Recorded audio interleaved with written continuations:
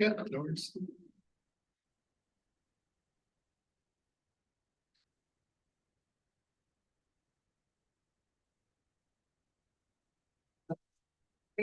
Slides are up. Alright. At our last forum, we walked through our budget development process seen here. As you can see, we're right in the middle of it. This time of year, we're pulling data on our current year to date on a daily basis. We're verifying projected revenues for next year.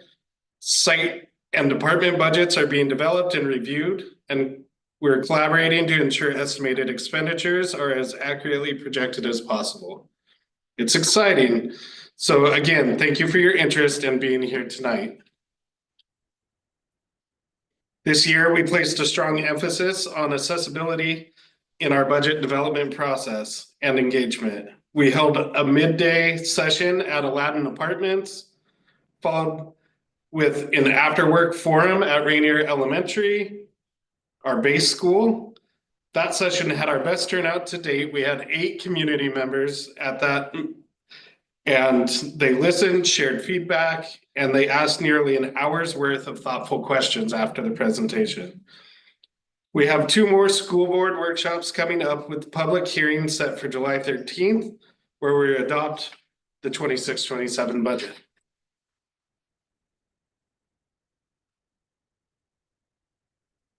As you've learned from our discussions in previous meetings, this work begins with enrollment. Enrollment being the driving factor in our funding, it is truly the heart of the budget and drives every other part of the budget process.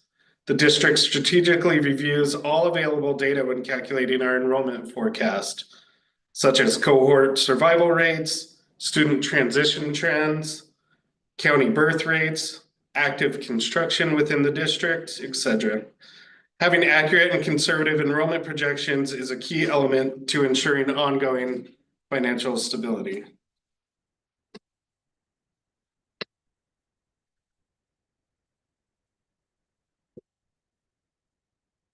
The graph here shows our total revenues from the 24-25 school year and where that funding is categorized. State funding is our largest source of revenues, shown in the yellow and orange segments of the graph. State general purpose funding is provided through the prototypical school funding model, which, based on the district's enrollment, provides their basic education allocation, or BEA. BEA funding is intended to be used to cover what the legislature defines as basic education. And a reminder to everyone here that all students are considered basic ed first. In addition, the state provides special purpose funding for categorical programs to support special education, learning assistance program, transitional bilingual instruction or multilingual learners, and other categories with funding needs above BEA. Federal funding is our second largest funding source, shown in the red on the graph. Our district receives federal funding through title funding from the federal government, which is designed to ensure all students have access to meet academic standards. With Clover Park's unique connection to our local military base, Joint Base Lewis McChord, we have a large population of federally and military connected families whom we serve. This makes additional federal resources available to the district. Impact Aid is familiar to most of our district staff and families, as the district sends out surveys to each family every fall to determine the number of military connected students we have. This ties directly to the amount of funding we can apply for through Impact Aid. This relationship to the base and serving military families also allows us opportunities to apply for other competitive grant funding through DoDEA, or the Department of Defense Education Activities. Impact Aid makes up approximately $16 million of our total federal revenues each year. And then our last major source of revenue comes from our local property tax collections through the voter authorized educational programs and operations levy. This is shown in the light green on the pie chart. We run a replacement levy every 4 years, and our last levy was run in February of 2024, with our next replacement coming in February 2028.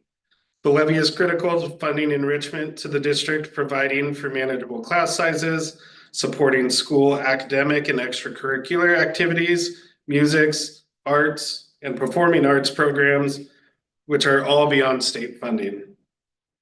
The remaining segments in the pie graph here are our local, non-tax, and other categories. The majority of this revenue is made up from interest earnings on our fund balance, which is invested with the county, donations, and payments for services to other districts. This would include transportation we provide for another district, or special education students that are served within our district that we get compensated for from another district that's collecting that FTE.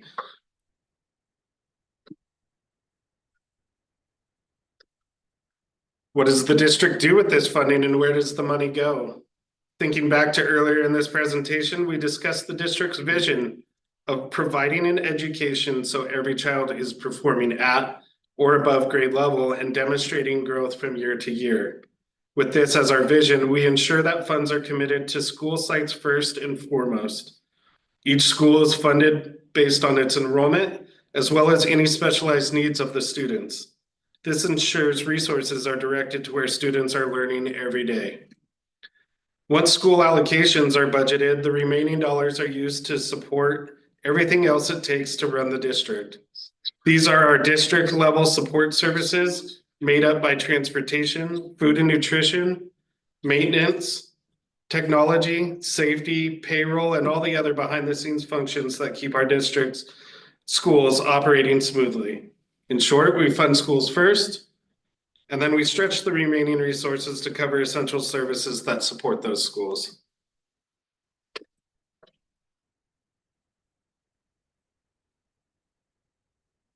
This slide shows at a high level the district's major expenditure categories. Again, this data is from the 24-25 school year.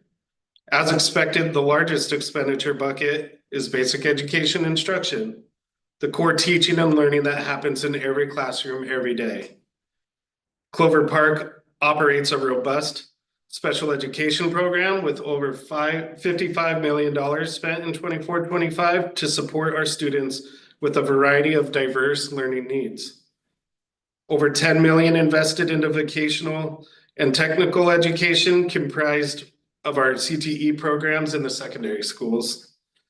Compensatory programs include state and federally funded programming for things like intervention services, academic supports, and multilingual learning programs, among others. Support services cover the essential functions like transporting students to and from school, providing school meals, as well as the behind-the-scenes operations. Other support is made up mainly of our district's expansive early learning programs.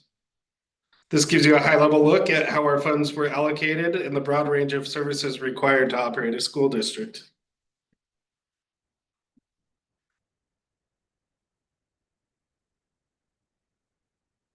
Here we explore some of the mandatory requirements of the district, the areas where the district has very little flexibility in how our dollars are spent. For equity and compliance reason, enrollment drives the staffing. So a school with a certain number of first graders requires a certain number of first grade teachers. This applies across all grade levels. This ensures every building has the staffing it needs to appropriately serve every student attending their school. The district also has several employee groups, each with its own collectively bargained contract. These contracts are legal agreements between the employees and the district, and we are required by law to follow them. That includes salary schedules, working conditions, and other negotiated commitments. Special education services are provided to each student with an individualized education program, or IEP. The IEPs are also legally binding, and we must allocate the resources necessary to fulfill every requirement in each student's plan. Essential operations of the district: we must get students to and from school safely every day, ensure our students are fed and ready to learn. We must maintain our facilities so they remain safe, clean, and conducive to learning. These operational requirements are not optional. They are part of the core responsibilities as a public school system.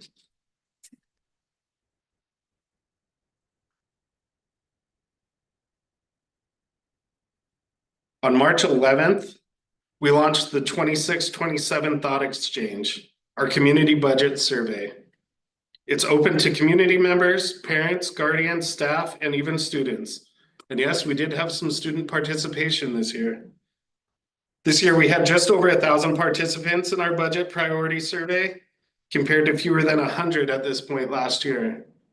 We're really encouraged by this level of participation. It reflects our continued commitment to meaningful two-way communication and authentic community engagement.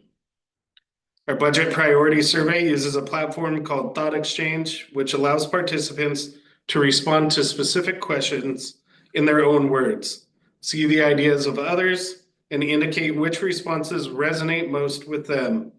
This gives us both quantitative data and qualitative insight directly from our community.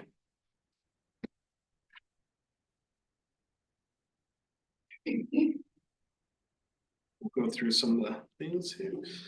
We begin with a general temperature check. When asked about overall satisfaction with the quality of education in the district, more than 60% of respondents report being satisfied.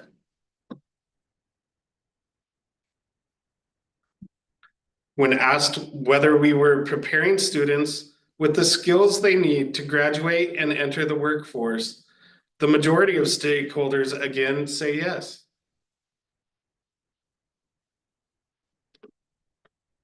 Participants also strongly agree that funding should support educational programs district-wide so that every student, regardless of ability, background, or income, has equitable access to opportunities, resources, and technology. And I would say that anybody that heard Superintendent Banner's comments at the board meeting on Monday, where he went through the state information on the most recent graduation class for Clover Park, understands that as a district, we've really closed that equity gap and created opportunities for every student at Clover Park.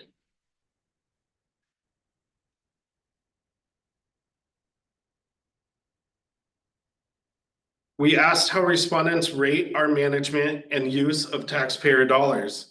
55% believe we are doing a good job managing and spending those funds responsibly.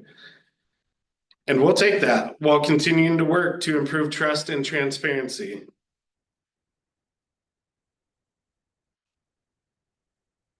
The final question asked, as we plan for next year, what are the most important things our district needs to think about in order to support all students? This was an open-ended question. Participants submitted responses, viewed each other's ideas, and starred the ones they felt were most important. The system then ranks responses based on engagement.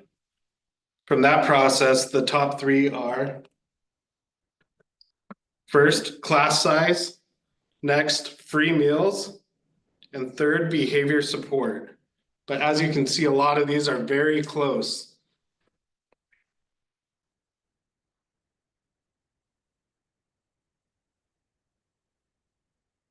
Class size received the most attention, which is not surprising. As a district, we continue to closely monitor enrollment trends and adjust staffing where possible, particularly in early grades and high-impact instructional areas.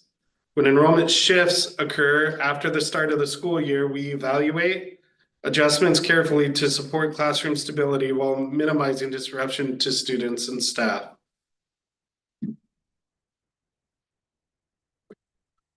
The second most raised theme was free breakfast and lunch.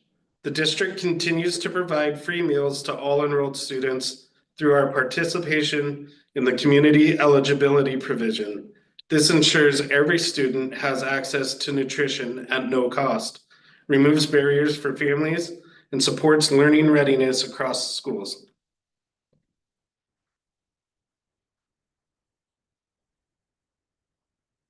The third top theme was behavior support. The district is prioritizing proactive and inclusive behavior supports through a multi-tiered system of supports, social emotional learning, and restorative practices. This approach supports all students while providing more targeted interventions when additional support is needed.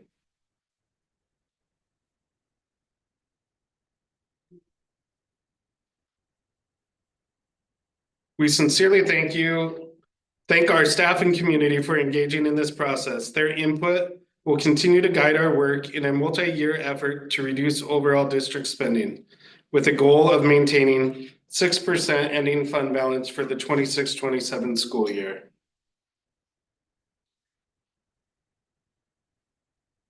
Now we'll look at some of the financial challenges faced by the district. So these financial challenges are driven by several factors: enrollment declines, state underfunding, rising costs such as insurance and fuel, and uncertainty around federal funding. Our reduction strategies prioritize attrition and reductions in materials, supplies, and operating costs. However, staffing represents approximately 82% of our total budget and must be a part of the analysis. As the reduction plan provided to the board shows, certificated and classified staff are being presented with a recommendation to reduce overall. This includes a shift in class size allocation, representing a model that aligns more closely with the prototypical class size. The board has approved a $12.6 million reduction plan that, along with current revenue projections, would allow us to land at an approximately 5.3% fund balance next year. We will continue to navigate the budget, aiming at 6% per the board into the next school year. It is always difficult to hear of and also discuss reductions, and the work ahead is challenging. At the same time, we have a responsibility to maintain the district's financial stability.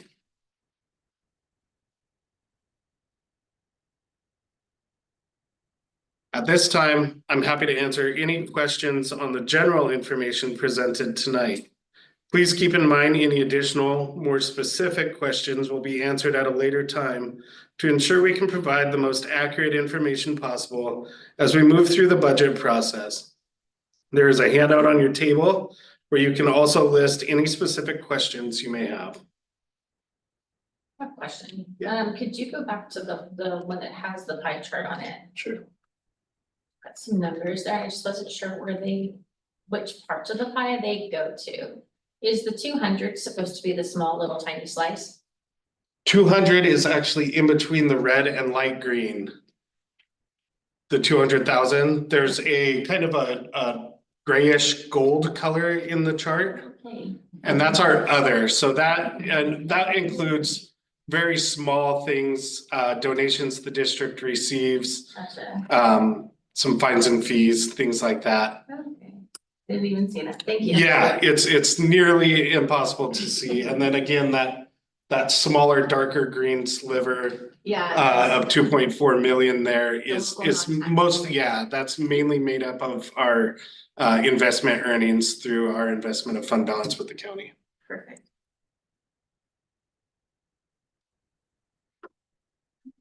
I didn't want to so I have more questions. Yeah. That's okay. Okay. I just want to hog the time. So another question. So I've heard that the state funding is going to be reducing again next year and then again the following year. Are we projected to reduce in force again next year through 26-27 school year? Does that make sense?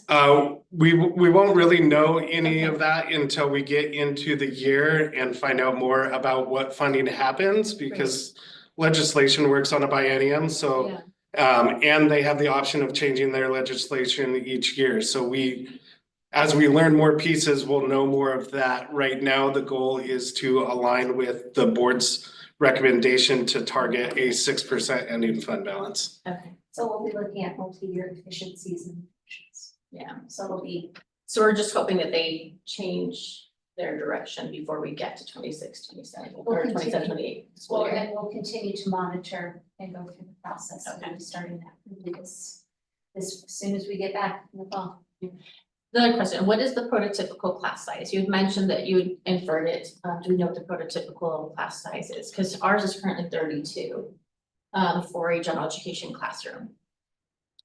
Yeah, Do you know what the prototypical is? I don't have the numbers offhand, but it is written into the RCW. And again, the prototypical model is based on an average across the district. So obviously averages always leave some misalignment in a classroom. Okay, I didn't know if we were going to shift that up. But yeah, I don't have the numbers off the top of my head for Thank that. you.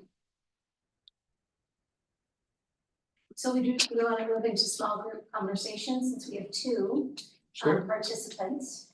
So we can end the live feed and then gather input.